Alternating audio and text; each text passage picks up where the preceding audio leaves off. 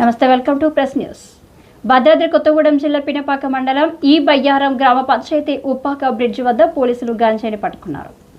మంగళవారం సాయంత్రం ఎస్ఐ రాజ్ కుమార్ వాహన తనిఖీలు నిర్వహిస్తుండగా ఇద్దరు వ్యక్తులు ప్యాసింజర్ ఆటోలతో గూడెం గ్రామం వెళ్తున్నామని ఎక్కి 1 కేజీ 300 గ్రాముల గంజాయి తరలిస్తుండగా పట్టుకున్నారు. ఇరువురు తొగ్గూడెం గ్రామానికి చెందిన లోకేష్, ఆదిత్య గుర్తించారు. కేసు నమోదు చేసి దర్యాప్తు చేస్తున్నామని, వారి వద్ద నుండి మొబైల్ ఫోన్ స్వాధీనం చేసుకున్నట్లుగా ఎస్ఐ తెలిపారు. పూర్తి స్థాయిలో దర్యాప్తు చేస్తున్నామని ఎస్ఐ రాజ్ కుమార్ తెలిపారు.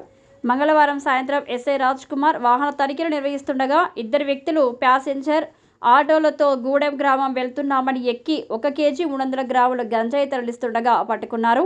ఇరువురు తొగ్గూడెం గ్రామానికి చెందిన లోకేష్, ఆదిత్య గుర్తించారు. కేసు నమోదు చేసి దర్యాప్తు చేస్తున్నామని, వారి వద్ద నుండి మొబైల్ ఫోన్ స్వాధీనం చేసుకున్నట్లుగా ఎస్ఐ తెలిపారు.